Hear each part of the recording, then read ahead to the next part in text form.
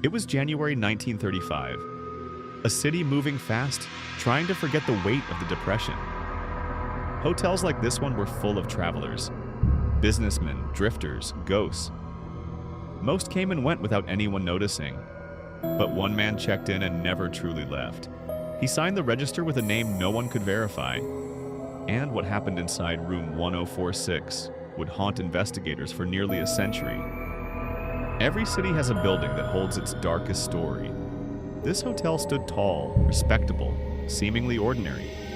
Guests passed through the lobby every single day. They ate breakfast, read newspapers, made telephone calls. None of them knew that on the 4th floor, something was terribly wrong. The corridors were quiet, the carpets thick, the walls sealed shut. Whatever happened here, the hotel kept its secret well. On January 2nd, 1935, a young man approached this desk. He was well-dressed, calm, and polite. He asked for a room. Nothing fancy, something quiet. He gave his name as Roland T. Owen. The clerk noted it in the register without suspicion. There was nothing unusual about him, at least nothing visible. But the name he gave was not his own. Hotel registers in the 1930s were taken at face value. Clerks asked few questions. Privacy was part of the service. Roland paid in cash, which was common enough. He requested no help with his bags, which were few. He took the key to room 1046 and walked to the elevator alone. No one followed him. No one watched. The lobby swallowed his footsteps and moved on. He rode the elevator alone to the 10th floor, then walked down. Room 1046 was on the 4th floor, but he asked for directions anyway. The bellboy who helped him noticed something odd immediately. Roland didn't want the light turned on in his room. He preferred the curtains drawn and the darkness kept intact. These were small things, dismissed as personal preference. But in hindsight, they were the first signals that something was off. Narration 2. The elevator operator remembered the young man clearly. He was thin, neatly combed, wearing a dark suit. He said very little, polite but guarded. He didn't ask about the hotel's dining room or amenities. He only asked how to reach his floor, then thanked the operator quietly. The doors closed behind him, and that was the last normal moment Roland T. Owen ever had. A number that would appear in police files, newspaper headlines, and cold case archives for decades. From the outside, it looked like every other door on that floor. Dark wood, worn brass handle, faint light from the hall sconce. But behind it, something was already unraveling. The man inside would be seen by hotel staff over the next several days. Each interaction stranger than the last. On multiple occasions, housekeeping tried to enter. Roland was always there, always awake, even in the early hours. He refused cleaning service more than once. When a maid came the first morning, he opened the door only slightly. He was dressed, disheveled, and told her he didn't need anything. She noticed the room was almost completely dark inside. She thought little of it, until later. The room was Spartan, the way a man travels who expects to leave quickly. No photographs, no letters, no personal items left in plain sight. A single bag, a few toiletries. He had checked in for one night originally, but he stayed. And stayed. Extending his visit one day at a time, always paying in cash. As if he was waiting for something. Or someone. Roland was seen making phone calls from inside the room. The hotel operator recalled that some calls seemed tense. He also received calls and at least one from a woman. She sounded familiar with him, comfortable even. But Roland's side of those conversations was always short. Yes, no, I understand. I'll wait. He was waiting, that much was clear. For what? No one knew. Telephone records from the hotel were incomplete, as was common in 1935. But the switchboard operator remembered two calls that stood out. One was a woman who asked for Dawn, not Roland. When told no one by that name was registered, she paused, then asked for room 1046. Roland answered. The conversation was brief. He hung up and did not come downstairs for the rest of that evening. Something in that call had changed his mood entirely. Investigators later theorized Roland was using an alias. The name Dawn suggested someone knew his real identity. A woman who could bypass the register. She she knew which room he was in. That kind of knowledge doesn't come from a stranger. She was connected to him, connected to whoever he really was. But she never came forward after his death. She, like Roland himself, simply vanished from the record. On January 3rd, a bellboy brought a note up to room 1046. Roland opened the door, read it quickly, and said nothing. He thanked the boy and closed the door without tipping him, unusual for a guest of his manner. Later that evening, the elevator operator reported taking an unknown man to the 4th floor. He was described as older, heavy-set, and well-dressed. The man did not speak. He simply pointed toward the hallway. He was never identified. Narration 2. Whether this visitor ever reached room 1046 is unknown. No one in the hotel reported hearing an argument that evening. No other staff saw a second man leave. But something shifted after that night. Roland, previously calm if guarded, became visibly tense. A maid passing his door heard him speaking in low, urgent tones. He was not on the phone, yet the line was confirmed as idle. January 4th, 1935. A maid knocked on room 1046 early in the morning. No response. She used her passkey and opened the door slowly. The room was almost entirely dark, curtains still drawn. She stepped in and immediately noticed the chair on its side. Then she saw the shape on the bed, and she screamed. Roland T. Owen had been beaten badly.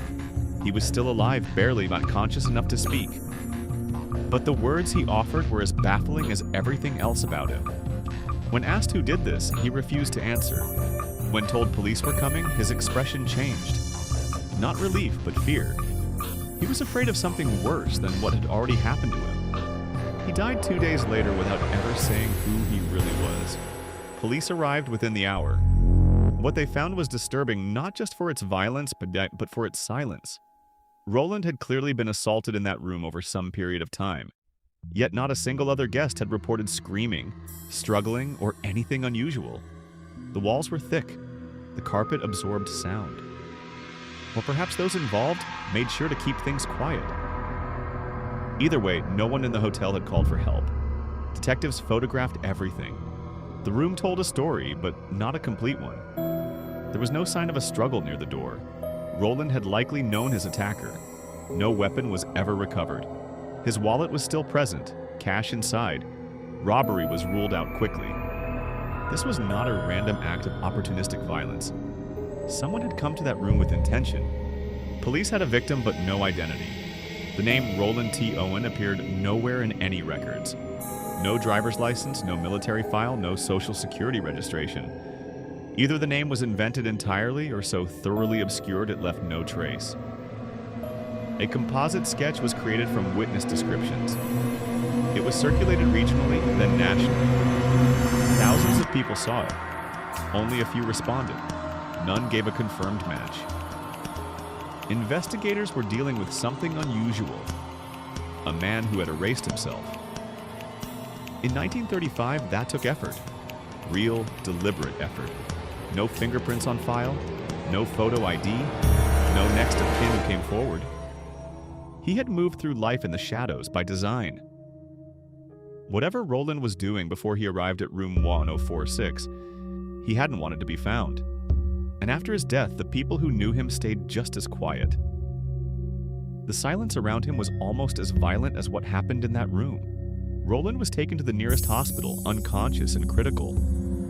Doctors noted the severity of his injuries, blunt force trauma, internal damage. He regained consciousness briefly and seemed to understand his situation. Detectives sat at his bedside asking questions in low voices.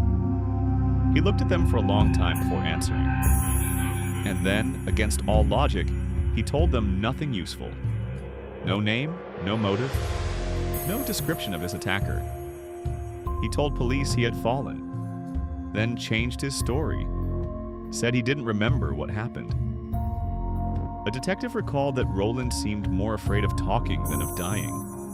One nurse noted that he stared at the door frequently, as if expecting someone to walk through it. At one point, he whispered that he didn't want any trouble. What kind of trouble, and for whom, he refused to clarify. He died on January 7, 1935. His secrets died with him. Among the few items in Roland's room was an outgoing telegram stub. It had been sent before his death. Destination unclear, recipient name missing. The words recovered were fragmentary but telling. They suggested Roland had been in contact with someone who expected updates, someone waiting for confirmation that he had arrived, and was in position. In position for what, investigators could only guess. But the language had the quiet formality of planned, coordinated movement. Telegram records from the period were poorly preserved. The full message was never reconstructed. But the partial text pointed investigators toward a theory. Roland wasn't there by accident. He had been sent, or had arranged to meet someone under conditions that required secrecy. The hotel, the assumed name, the drawn curtains, all of it pointed to a man hiding in plain sight. Not a fugitive. Something more deliberate than that. The woman who called the hotel asking for Dawn was never identified. Hotel operators described her voice as calm, assured, local accent, possibly Midwest. She didn't panic when given the wrong name answer. She adapted instantly. That kind of composure under pressure suggested she'd done this before. She knew how hotels worked, how switchboards operated. She asked for the room number specifically, not the guest name. That was not a mistake. That was knowledge. After Roland's death made the papers, she never contacted police. Never came forward as a friend, a family member, a witness. She simply ceased to exist in the public record, as Roland had. Some investigators believed she was a handler of some kind. Others thought she was a romantic partner who was afraid. A third theory, she was the one who sent him there. Any of these could be true. None have ever been confirmed. Roland's belongings were cataloged and examined carefully. They revealed almost nothing, which was itself revealing. No identification of any kind, no letters, no photographs. A man traveling in 1935 with nothing to link him to a past or a person. Even the matchbook carried no name, no logo, plain cardboard. His clothes were quality, not cheap, not extravagant. But the labels had been removed. Every identifying feature deliberately stripped away. The single key found in his pocket fit no lock in the hotel. It was a small, flat key, the kind used for a locker, a deposit box, a private cabinet. Police tried it at every possible location in the city. It matched nothing. Whatever it opened, and whatever was stored there, was never found. That key was the closest thing Roland had to a secret, and even it refused to speak. Kansas City police worked the case hard in those first weeks. Detectives pulled files, canvassed the hotel neighborhood, spoke to every staff member. They assembled a physical timeline of Roland's movements. Approximate, fragmented. Every lead evaporated before it could be followed to a conclusion. People who'd seen him couldn't agree on details. Those who might have known him said nothing at all. The case file grew thicker and colder at the same time. Investigators requested federal assistance eventually. The assumed identity, the removed clothing labels, the unknown origin, all suggested interstate involvement. The FBI reviewed the case but could add nothing new. No matching missing persons report, nationally or internationally, was ever confirmed. Roland T. Owen remained a ghost in the records, present enough to have died, absent enough to have never truly existed. The case was formally listed as unsolved within the year. Roland's body was held at the city morgue for an extended period. Authorities hoped someone would come to claim him. They waited, a week, then 2. A photograph was released to regional newspapers. Dignified, not graphic. Tips came in slowly. None held up under investigation. A woman in Alabama thought he resembled her missing nephew. She was wrong, or couldn't be confirmed to be right. He was eventually buried in a Kansas City cemetery under the name he had given. Roland T. Owen. Dates unknown. Origin unknown. A plain marker in a quiet row. For years, the case attracted occasional attention. A journalist, a researcher, a curious detective. Each time, the investigation reopened briefly, then closed again. The evidence hadn't changed. The witnesses were gone. Only the questions remained, and they remained loud. The case made regional newspapers in January 1935. The headlines used the language of mystery. An unknown man, a sealed room, unanswered questions. Readers were fascinated. Tips came in from across Missouri and neighboring states. Kansas City had seen violent crime before. It was a rough city in that era. But there was something different about room 1046. The violence was unexplained. The victim was unknowable. The perpetrator, invisible. It captured the public imagination in a way most cases didn't. Decades later, true crime researchers would digitize those old papers. They read the same articles, stared at the same grainy photographs. The details hadn't changed, but perspective had. Modern researchers noted what 1935 investigators had perhaps normalized: the deliberate identity erasure, the coordinated silence, the unknown visitor. Some theorized organized crime involvement. Kansas City in 1935 was deeply entangled with it. Others thought government. Others thought something more personal and more domestic. Hotel staff who worked those floors in subsequent weeks said the atmosphere changed. Not in any dramatic, cinematic way, but in the way a place changes when something awful has happened in it. A quietness that wasn't peaceful. Other guests in nearby rooms checked out earlier than planned that month. One couple reportedly told the front desk they felt uncomfortable on that floor. They couldn't explain it further. They just wanted a different room. The hotel moved them without question. Room 1046 was cleaned, repainted, and put back into service. Hotels don't mourn, they operate. But the staff knew. They always know. Maids avoided that corridor when they could. Bellboys walked faster past that door. Whether it was superstition or something the walls genuinely carried, no one could say. But for years after, that room had a reputation. Guests requested it or they refused it. There was rarely indifference. The file on Roland T. Owen was never officially closed. It remained in active cold case status for the Kansas City Police Department for decades. Periodically, someone would pull the folder. A new detective assigned to cold cases, a criminology student, a retired investigator who couldn't let it go. Each one approached it fresh, hoping modern techniques would crack it. DNA analysis was eventually requested, decades after the burial.